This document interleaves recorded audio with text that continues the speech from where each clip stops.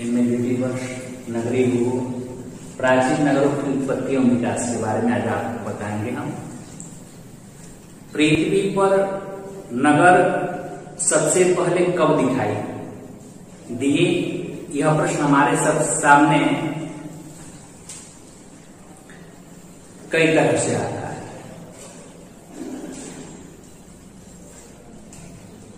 MB Galileo महोदय का कहना है कि प्रारंभ में मानव को दो अवस्थाओं से गुजरना पड़ता है।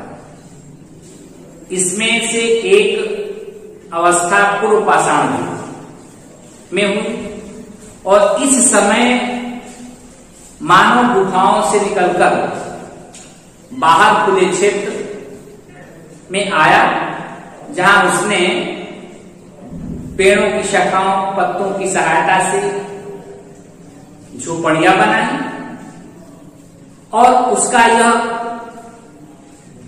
कदम ही नगरीकरण की स्थिति में सबसे पहला कदम है। दूसरा है उत्तर पाषाण युग। तो उत्तर पाषाण युग में मानव ने खेती करना, पशुओं को पालना शुरू कर दिया। वह एक स्थान पर प्रेम की भावना के साथ परिवार के रूप में रहने लगा और इस तरह से इस कृषक समुदाय ने सुरक्षा की भावना से एक साथ रहकर ग्राम के निर्माण में योगदान दिया और इन ग्रामों का बसाव स्थान प्राकृतिक दिशाओं से पूर्णतः सुरक्षित था। उसने बसाव स्थानों के रूप में उच्च स्थानों, द्वीपों, प्रायद्वीपों को चुना और सबसे प्राचीन गांव सिर्फ ने में बताया कि इन गांवों ने ही वर्तमान में नगरों का रूप धारण कर लिया। एस.ए. क्लीन और एल.एफ. थॉमस के अनुसार वर्तमान नगर ग्राम का परिवर्तित रूप है। ऐतिहासिक खोजों एवं शोध पत्रों द्वारा यह ज्ञात हुआ कि ईसा से 5000 से 6000 वर्ष पूर्व तक नगर अस्तित्व में आ चुके थे। डेविसी ने बताया है कि ईसा से 6000 वर्ष से 3000 वर्ष पूर्व तक के बीच का समय ऐसा है जिसमें नगर अस्तित्व में आ चुके थे तथा ईसा से 3000 वर्ष पूर्व ऐसे नगरों का जन्म हो चुका था जिनको हम वास्तविक रूप से नगर का नाम दे सकते हैं। ग्रिफिथ टेलर महोदय जी का कथन है कि लगभग 6000 से 5000 ईसा वर्ष पूर्व नगर सबसे पहले पृथ्वी पर देखने में आए और प्रारंभ में नील व दजला फरात नदियों की घाटियों में नगरों का विकास हुआ। यहां पर नगरों का जन्म ईसा से 4000 से 25000 वर्ष पूर्व हो चुका था। इरेज और बेबीलोन नगर मेसोपोटामिया में तथा मेफिस और लेविस नगर नील घाटी में स्थापित हो गए। इसके बाद सिंध घाटी में मोहनजोदड़ो, हड़प्पा, चीन में सियाम, यूरोप में एथेंस और स्पार्टा में मेसो अमेरिका में टिकर नगर की स्थापना हुई। भूमध्य सागर के पूर्वी भाग में नगरों का काफी विकास जो है 3500 वर्ष पूर्व हो गया था। यहां पर जो है लिडो, टाइन, कोरियल, रोम, कार्पथ नगर स्थापित हो गए थे और नगरीय विकास के पूर्व कृषि गांव की लगभग जो है 200 से 250 के बीच थी तथा ये कुछ एकड़ क्षेत्र पर ही फैले थे, जबकि निम्न मेसोपोटामिया में स्थित नगर कई सौ एकड़ क्षेत्र में फैल गए।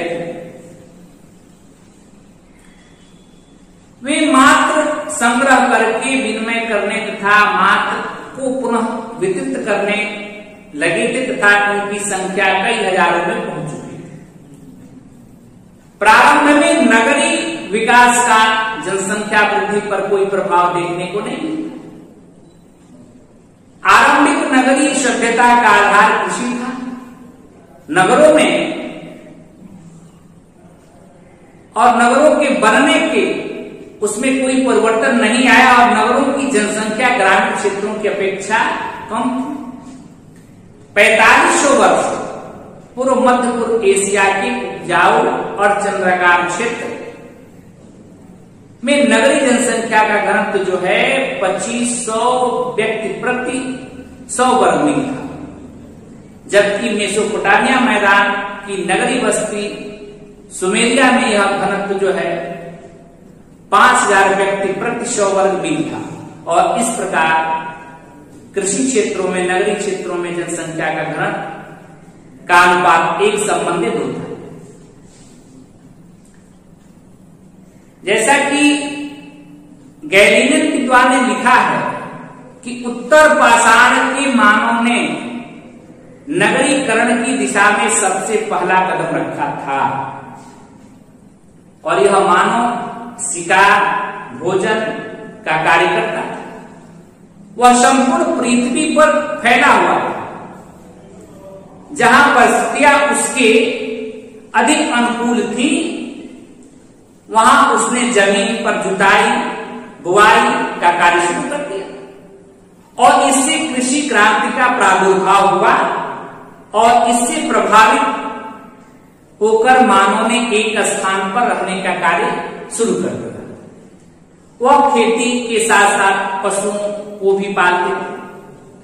कृषि के अतिरिक्त उत्पादन ने विनिमय की भावना को पैदा किया और इससे यातायात सुविधाओं का विकास होने में मदद मिली और मानव समूह जो है परस्पर एक दूसरे से अधिक निकट संपर्क में आ गए और इन सब बातों में मानव को एक स्थान पर रहने के साथ साथ अन्य कार्यों में लगने को भी प्रोत्साहित किया और कृषि के साथ साथ मानव बुनने, फल बनाने, पहिया बनाने तथा धातु का प्रयोग करना भी सीखा। अतः नगरीकरण की ओर मानव का पहला कदम सभ्यता की ओर बढ़ने की दिशा में पहला कदम था। इसलिए हम यूं कह सकते हैं या कहा जा सकता है कि नगर उतने पुराने हैं जितनी पुरानी हमारी सभ्यता है। गिस्ट एवं हार्वर्ड विद्वानों ने तो यहां तक कहा है सभ्यता की उत्पत्ति के समान ही नगर की उत्पत्ति भी भूत के अंधकार में खो गई। अब प्राचीन नगरों का स्वरूप एवं विकास क्या रहा उस समय? नगरों का उद्भव सबसे पहले कब हुआ, इसे खोज करने के लिए केवल आर्थिक कारणों को ध्यान नहीं देना चाहिए, बल्कि हमें मानव की सामाजिक व्यवस्था और धार्मिक भावनाओं की ओर भी ध्यान देना होगा। और नगरों से पहले पूर्वों गांव तथा स्थलों का जन्म हुआ और गांवों के बनने से पूर्व मानव ने रहने का स्थान, कैंप, छिपने का विशेष स्थान गुफा के रूप में था। लेकिन इस सबसे पहले मानव की सामाजिक व्यवस्था का स्थान जो है स्थान था कि वह प्रारंभ में किस तरह रहता था। नगर सबसे पहले कब स्थापित हुए, इस बारे में एक मिश्रित लेखक का कहना है कि नगरों को स्थापित करने का उद्देश्य ईश्वर को श्रद्धा स्थानों के रूप में सजाना है। प्रारंभ में नगरों की विशेषता व स्वरूप पर जितना प्रभाव सामाजिक व धार्मिक बातों का पड़ा, उतना भौगोलिक व आर्थिक बातों का प्रभाव नहीं पड़ा। और नगर जो है मानव बुद्धि की अभिव्यक्ति है, उसके व्यक्तित्व के सभी गुण, चाहे वह सामाजिक हो, आर्थिक हो, धार्मिक हो या राजनीतिक हो, उस पर पड़ने दिखाई देती है। और नगर अपना जो है विकास करते समय ऐसी शक्तियों को तैयार करता है जो उसके निर्माण में सहायक है। लेकिन मम्फोर्ड महोदय ने बताया कि नगर उस अस्थायी जीवन का चिन्ह है, जबकि कृषि ने अस्थायी रूप ग्रहण किया। यह अस्थायी जीवन, अस्थायी आवासों, अस्थायी उपयोगिताओं जैसे बागान, अंगूर का बागान सिंचाई कार्यों की सहायता से आरंभ और अस्थायी आवासों का प्रयोग सामान रखने तथा सुरक्षा की दृष्टि से किया गया। और इन सब बातों से स्पष्ट होता है कि जब मनुष्य में एक साथ परिवार रहने की भावना जागृत हुई, तब से उसने अस्थायी रूप से एक स्थान पर रहना शुरू कर दिया और इस स्थान पर वह झुंडों में रहने लगा और इस झुंड को गांव कहा जाता है और गांव का दुर्ग पूजा स्थल बन गया। इस स्थान पर लोग पूजा व सभा करने लगे और यह व्यापार का भी केंद्र बन गया। तो इन ग्रामों ने आदिम मानव में नई जागृति पैदा कर यह पारस्परिक सहयोग व उत्तरदायित्व की भावना को सीखने लगा, जन्म दिया। और इन भावनाओं से मानव ने कुछ समान उद्देश्यों और लक्ष्यों को पैदा कर दिया और ये सब एक समान तथा सामाजिक एवं राजनीतिक संगठन का निर्माण करने में सहायक सिद्ध हुए। जो उत्तरदायी मानव ने संभाले वह उनको अधिक समय तक नहीं निभा सका, वह अपने आदिम बसाव में परिवर्तन तेजी से नहीं कर सका। उसकी रहने की ससन्नता नीति ने गांव में आश्रम के एक दूसरे के बीच शत्रुता की भावना जागृत करने में योगदान दिया। तो जो गांव का शक्तिशाली उसका नेता बन गया, गांव के बीच आपस में भी शत्रुता की भावना फैल जाने से गांव के चारों दीवारें बन गई। जब कई गांव एक ही जात के अधिकार में आ गए अर्थात विजित वर्ग के हाथ में आ गए, तब इन गांवों को मिलाकर एक साम्राज्य का जन्म हुआ और इन साम्राज्य को शासित करने वाला राजा या बादशाह कहलाया।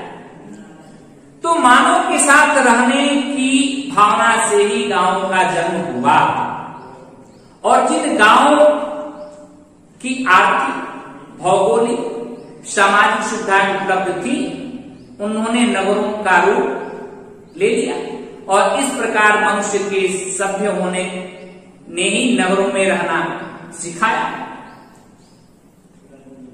प्रारंभ में काफी समय तक मानव का एक जात समुदाय के रूप में रहा। उसका काम भोजन जुटाना, वस्त्र तैयार करना व रहने के लिए सुविधाएं जुटाना और इस प्रकार वह अपनी प्रारंभिक अवस्थाओं को पूरा करने में अपना समय व्यतीत करता था। वह भूमि पर कृषि करने लगा जिसमें परिवार के लोगों के अलावा भी अनाज उगाता। वह लिखने की कला का भी विकास भी करने लगा और इस प्रकार से सभी घटनाएं जो हैं नगरीय जीवन के प्रादुर्भाव में सहायक सिद्ध हुई और नगर ईसा से 4000 वर्ष पहले से मानवीय सभ्यता व संस्कृति के प्रतीक बन गए और यहाँ पर नई सभ्यता का एक उदय हुआ। इसलिए यह कहा जा सकता है कि नगर उसके ही पुराने हैं जितने की सभ्यता।